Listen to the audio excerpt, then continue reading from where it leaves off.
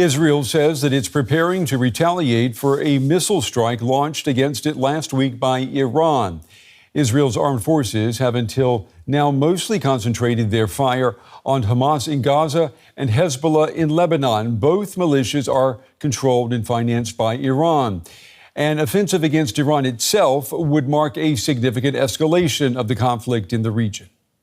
The skies over Tel Aviv.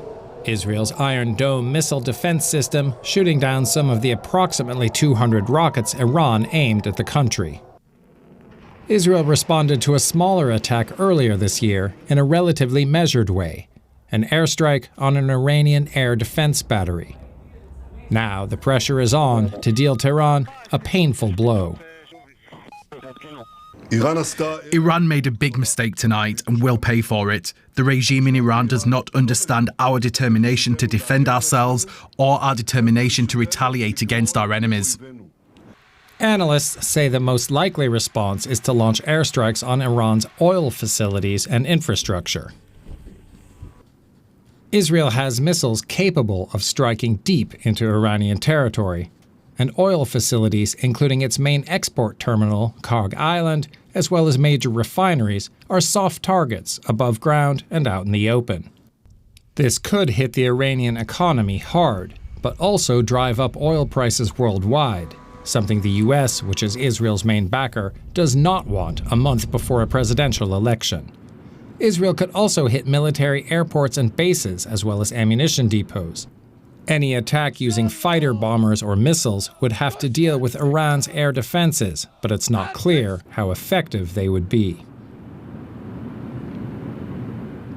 The riskiest and most drastic step Israel could take would be to strike at Iran's nuclear program. But a military attack would be complicated. The sites are spread out and some are deep underground.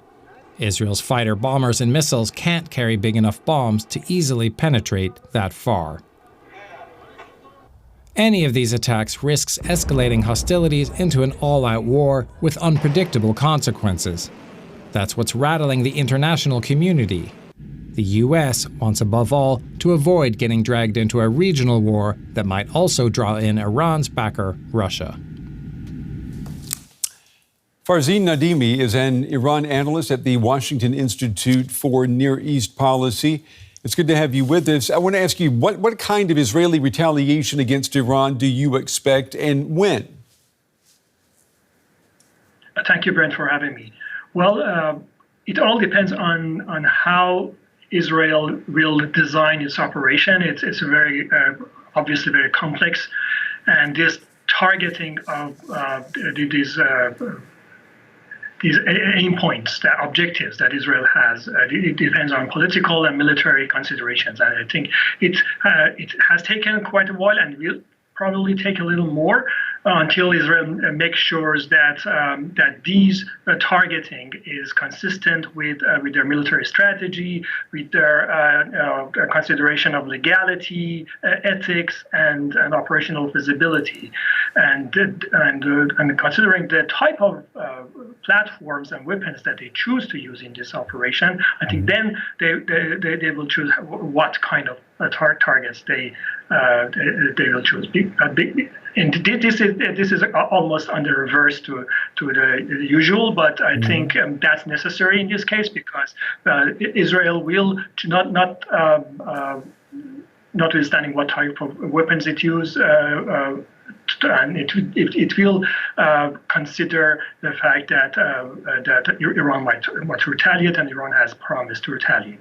Therefore, for strategic objectives, they will choose whether they want to degrade Iran's capabilities. Therefore, they will go after military objectives like bases and command and control and storage areas, storage depots. Some of them are very much hardened and under mountains, for example. Whether they want to go after weakening Iran's capabilities, and they will go after industrial sites, and or whether they want to go for psychological objectives, and they might choose to go targets closer to the heart of Tehran, closer to where the supreme leader of Iran lives, and therefore create some kind of a massive shock and awe effect that Iranians, especially in the capital, will feel. Farzin, let me ask you if Iran or if Israel decides to attack Iran's oil facilities, because there's been a big fear. What impact do you think that's going to have on Iran and the rest of the world? Well, if Israel decides to go after Iran's oil industry, that they should decide whether they want to go after, the upstream targets like production units, which are widespread in the Khuzestan area, for example, or go after real choke points like those pumping stations, pipeline manifolds, and the terminal at Khark Island, which are key to Iran's oil export. But Iran also has other alternatives to export its oil. If Israel wants to really hamper Iran's export of oil, crude oil, they will have to go after those alternative terminals, including just outside the Strait of Hormuz as well. And if Israel really degrades Iran's ability to export its oil, then Iran might choose to retaliate by going after the oil installations in the Gulf states like Saudi Arabia, or to choose to hamper the shipping in the Strait of Hormuz, or the worst case scenario, close the Strait of Hormuz, because they have promised in the past that if they cannot export their oil, they will prevent any other country to export their oil either. Maybe Israel wants to go into the downstream and heat refineries. Some of the refineries are very close to the shore in the Persian Gulf, the Strait of Hormuz, and they are fairly easy to strike. But again, Iran has 28 refineries in total: gas, gas, condensate, and crude oil refineries, and that will not have that strategic effect that Israel wants. Farzin, what about the nuclear operations in Iran? U.S. President Biden has specifically said that he does not want any attacks on Iran's nuclear facilities.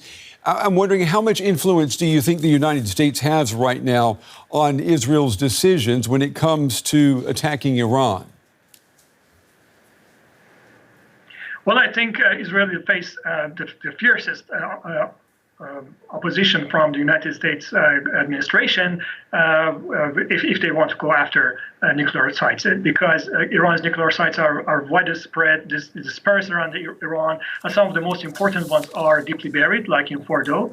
But Israel might choose to pick and choose some of those nuclear sites, like the heavy water reactor in Iraq, for example, or some of those production sites in Natanz or Karaj, and they will